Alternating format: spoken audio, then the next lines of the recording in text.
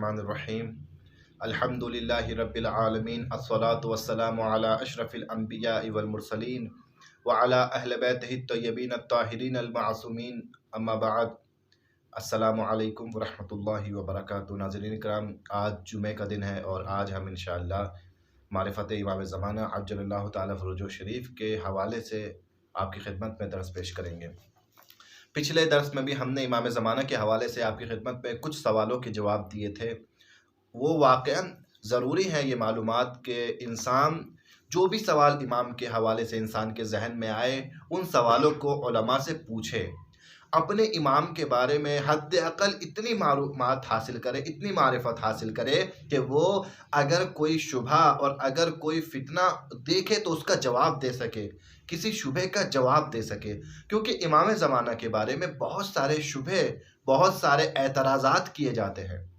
अगर इमाम हमारे इमाम हैं, हम इमाम को अपना इमाम कहते हैं और इमाम के बारे में उठने वाले सवालों के जवाब भी ना दे सके तो ये वाक़ई हमारे लिए शर्मिंदगी का मकाम होगा।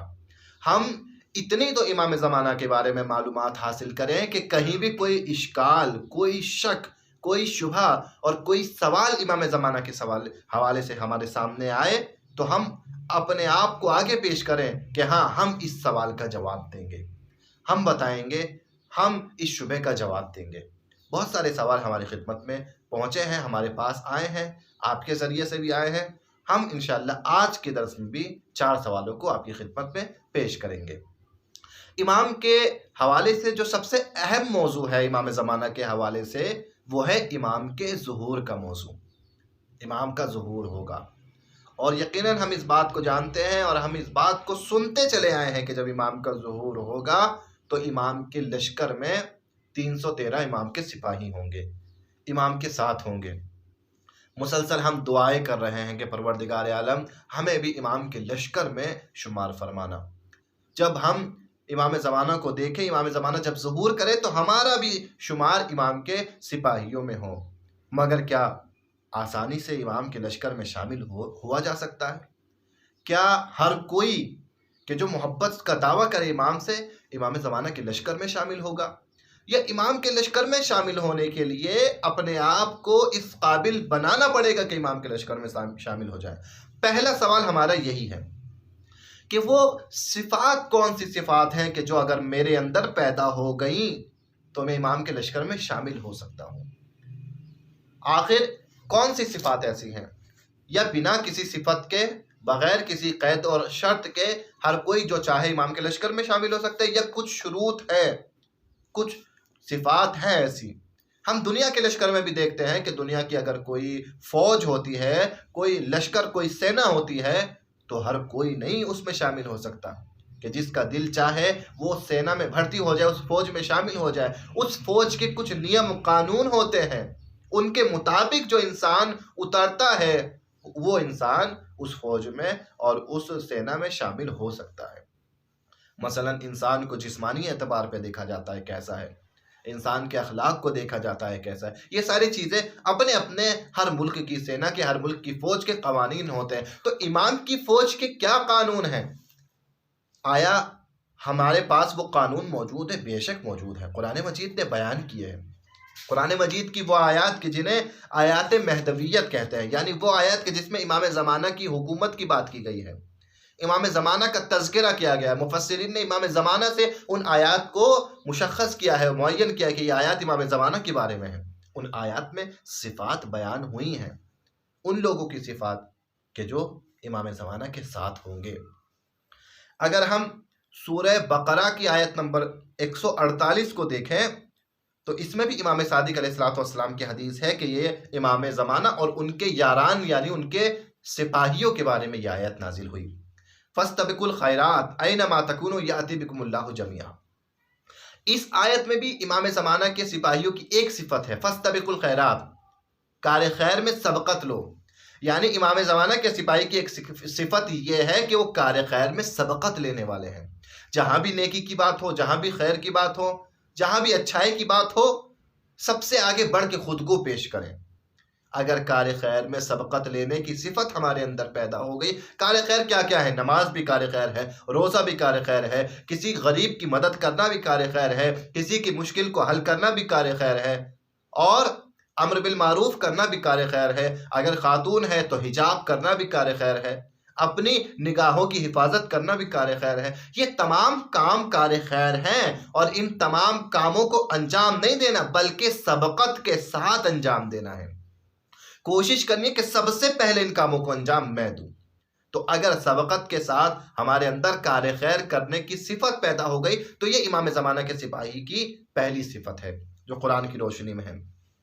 علماء بیان کرتے ہیں کہ سورہ ہود، سورہ نور، سورہ مائدہ اور سورہ انبیاء، ان سوروں میں بھی آیات موجود ہیں کہ جن آیات میں امام زمانہ کے سپاہیوں کی صفات کو بیان کیا گیا ہے۔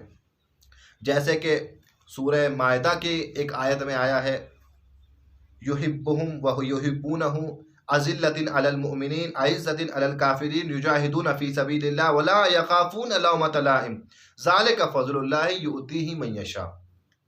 یہ جب وعدہ کیا گیا امام زمانہ کی حکومت کا تو صفات بھی بیان کی گئی کہ کون لوگ ہوں گے جو اللہ کو دوست رکھتے ہوں گے، یحبہم، جو اللہ کو پسند دوست رکھتے ہوں گے، اللہ کے محب ہوں گے، وہ یحبونہ، جنہیں اللہ دوست رکھتا ہوگا، اذلۃ علی المؤمنین، مومنین کے سامنے متواضع اور خاضع ہوں گے، انکساری مومنین کے لیے انکساری ان کے اندر ہوگی، منکسر المزاج ہوں گے، متکبر نہیں ہوں گے، اعزۃ علی الکافرین، اور دشمنوں کے اوپر غلبہ پانے والے ہوں گے، یعنی شجاع ہوں گے، بہادر ہوں گے، جسمانی اعتبار سے بھی مضبوط ہوں گے۔ یجاہدون فی سبیل اللہ، اگر مجاہدت کی بات آئے اللہ کی راہ میں تو پیچھے نہیں ہٹیں گے۔ جیسے کربلا کے میدان میں امام حسین کے ساتھ 72 ساتھی تھے کہ جو مر مٹنے کو تیار تھے امام کے اوپر، اس طریقے سے ہوں گے کہ امام حکم دے تو فوراً اپنے ذوالفقار کو، اپنی تلوار کو لے کر میدان میں بغیر ڈرے، ولا یخافون، بغیر خوف کیے میدان میں وارد ہو جائیں گے۔ یہ صفات ہیں کہ جو اگر ایک انسان کے اندر ہو تو اس کے اندر قابلیت آتی ہے کہ امام کے لشکر میں شامل ہو سکے۔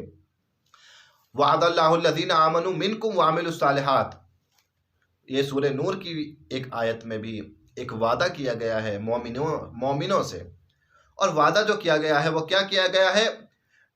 لِيَسْتَخْلِفَنَّهُمْ فِي الْأَرْضِ، یہ جو وعدہ کیا گیا ہے کہ زمین کو عدل سے بھر دیا جائے گا، ظلم کا خاتمہ کر دیا جائے گا، کس سے کیا گیا ہے؟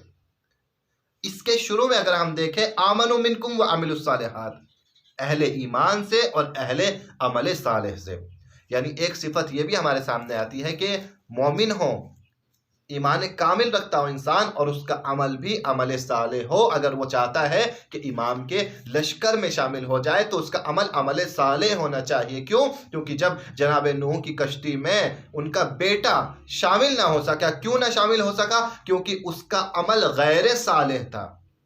لہٰذا جب نوح کی کشتی میں بیٹا ہو کے بھی غیر صالح ہوا تو شامل نہ ہو سکا۔ تو اگر کوئی غیر صالح امام زمانہ کے لشکر میں شامل ہو، ایسا نہیں ہو سکتا، اپنے آپ کو صالح بنانا پڑے گا۔ کیوں؟ کیونکہ امام کا لقب بھی ابا صالح ہے۔ یہ ایک اور سوال جو ہمارے سامنے آتا ہے وہ یہ ہے کہ کیا امام کے لشکر میں خواتین ہوں گی؟ سب سے پہلے ہم اس بات کو پیش کرتے ہیں کہ ایک اور سوال آتا ہے کہ امام کے لشکر میں کیا 313 افراد ہوں گے؟ کیا اس سے زیادہ نہیں ہوں گے؟ علماء نے اس بات کی توجیہ کی ہے اور اس روایت کی توجیہ اس طریقے سے کی ہے کہ فقط 313 نہیں ہوں گے۔ ایسا نہیں ہے کہ امام کے لشکر کے سپاہیوں کی تعداد فقط 313 ہوگی، لیکن یہ بات حقیقت ہے کہ جتنے بھی سپاہی ہوں گے ان میں 313 سپاہی امام کے خاص ہوں گے۔ امام کے خاص سپاہی 313 ہوں گے۔ امام کے فرماندے، لشکر کے فرماندے اور لشکروں کے سپہ سالار 313 ہوں گے، مگر ان کے بعد بھی اور بھی تعداد ہے 313 کے علاوہ، لیکن خاص سپاہی 313 ہوں گے۔ کیا خواتین بھی امام زمانہ کے لشکر میں شامل ہو سکتی ہے؟ یہ ایک سوال کیا جاتا ہے۔ بالکل اس سوال کا جواب خود ایک روایت کی روشنی میں دیا جاتا ہے کہ امام معصوم ارشاد فرماتے ہیں کہ 313 جو خاص سپاہی ہوں گے ان خاص سپاہیوں میں بھی خواتین شامل ہیں، اور 50 خواتین کی تعداد بتائی گئی ہے کہ 50 خاتون ایسی ہیں کہ جو ان 313 میں شامل ہوں گی۔ یقیناً ہر کوئی اپنی جگہ پر امام کی خدمت کر سکتا ہے۔ کوئی یہ نہ سمجھے کہ ہم امام کے لشکر میں اگر شامل ہونا چاہتے ہیں تو ہم قرآن ہی پڑھیں، قرآن کی تفسیر پڑھیں، دین حاصل کریں، دین کی تعلیم حاصل کریں تو فقط علماء بن کر ہی، طلباء بن کر ہی امام کے لشکر میں شامل ہو سکتے ہیں۔ نہیں عزیزان محترم، بلکہ اگر ہم اپنی فیلڈ میں خدا کو حاضر و ناظر رکھتے ہوئے صحیح طور پر عمل اپنا انجام دیں تو واقعاً یہ امام زمانہ کے لشکر میں شامل ہونے کے لیے مقدمہ ہو سکتا ہے ہمارا۔ ہم خدمت خلق کریں، جس میدان میں بھی ہیں خدمت خلق کریں، کیونکہ امام زمانہ کے لشکر میں جو خواتین ہوں گی ان کا کام یہی ہوگا، خدمت خلق کرنا، بیماروں کی تیمارداری کرنا، زخمیوں کے زخم کو صاف کرنا، مرہم پٹی کرنا، اور دیگر جو خواتین کے کام ہوتے ہیں وہی خدمت خواتین امام زمانہ کے لشکر میں بھی انجام دیں گے۔ لیکن خواتین کا اہم کردار ہے، ایسا نہیں کہ امام کے لشکر میں خواتین نہیں ہوں گی۔ اور چوتھا اور آخری سوال کہ کچھ خاص امام کے سپاہیوں کے القاب آئے ہیں روایات میں، ان القاب کا مطلب کیا ہے؟ اوتاد کا مطلب کیا ہے؟ اوتاد کنہیں کہتے ہیں؟ رقبہ کنہیں کہتے ہیں؟ ان کو بھی جلدی جلدی آپ کی خدمت میں پیش کر دیتے ہیں کہ امام کے سپاہی اور امام کے خداموں کے کچھ نام روایتوں میں آئے ہیں۔ سب سے پہلے اوتاد۔ اوتاد امام کے بالکل خاص خادم کے جو آج بھی پردہ غیبت میں امام کے ساتھ میں ہیں، امام کی خدمت کے لیے ہیں۔ 30 خادم ہیں امام کے، بالکل مخصوص امام کے ساتھ میں ہے وہ، اور جب بھی ان میں سے کوئی ایک اس دنیا سے جاتا ہے تو اس کی جگہ پر کوئی اور آ جاتا ہے۔ وہ 30 کی تعداد ہے جو کم نہیں ہوتی ہے۔ امام کے بالکل مخصوص خادم جو امام کے ساتھ ہیں وہ 30 ہیں کہ جو مثلا امام کے لیے مخصوص ہیں، امام کی خدمت کے لیے، انہیں اوتاد کہتے ہیں۔ پھر اسائب۔ اسائب کنہیں کہتے ہیں؟ امام زمانہ کے سپاہی، امام زمانہ کے چاہنے والے کہ جو عراق سے، ملک عراق سے امام کے ساتھ میں شامل ہوں گے، امام کی بیعت کریں گے، انہیں اسائب کہا جائے گا۔ ابدال کسے کہتے ہیں؟ امام زمانہ کے ظہور کے بعد وہ سپاہی اور وہ چاہنے والے کہ جو ملک شام سے امام کے لشکر میں آئیں گے، انہیں ابدال کہا جاتا ہے۔ نجبا کسے کہتے ہیں؟ امام زمانہ کے چاہنے والے کہ جو مصر سے امام کے لشکر میں شامل ہوں گے، انہیں نجیب کہا جاتا ہے، یعنی وہ نجیب کہلائیں گے، اور اس کی جمع ہے نجبا، یعنی جو عراق سے آئیں گے انہیں اسائب کہا جائے گا، جو ابدال ہوں گے وہ مصر والے ہوں گے، شام والے ہوں گے، اور جو مصر والے ہوں گے انہیں نجبا کہا جائے گا۔ رفقا کسے کہا جاتا ہے؟ امام زمانہ کے سپاہی کہ جو امام زمانہ کو کوفے میں ہی امام کی مدد کریں گے، یعنی امام سب سے پہلے کوفے جائیں گے اور خود کوفے کے جو لوگ امام کی مدد کریں گے انہیں رفقا کہا جاتا ہے۔ پھر ہمارا شمار کہاں ہوتا ہے؟ یعنی ہمارا بھی حد اقل نام آنا چاہیے۔ بالکل ہمارا نام بھی آیا ہے، عاجم۔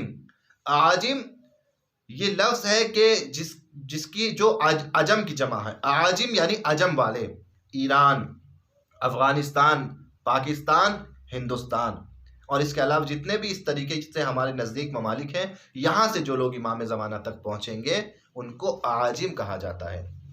اور پھر آخر میں نقبہ۔ نقبہ بھی امام کے مخصوص سپاہی ہیں کہ جب امام ظہور کریں گے ان تمام افراد میں سے، چاہے نجبا ہو، چاہے رفقا ہو، چاہے ابدال ہو، چاہے اسائب ہو، ان تمام افراد میں سے جو مخصوص لوگ ہوں گے، جو خاص لوگ ہوں گے، انہیں نقبہ کہا جائے گا۔ یہ امام زمانہ کے کچھ خاص سپاہی تھے کہ جن کی معلومات آپ کی خدمت پہ پیش کی ہے۔ انشاءاللہ اگلے ہفتے، اگلے جمعے کو کچھ اور سوال امام زمانہ کے حوالے سے اور ان کے جواب آپ کی خدمت میں پیش کیے جائیں گے انشاءاللہ۔ تب تک کے لیے آپ سے خدا حافظ کہتے ہیں۔ والسلام علیکم ورحمۃ اللہ وبرکاتہ۔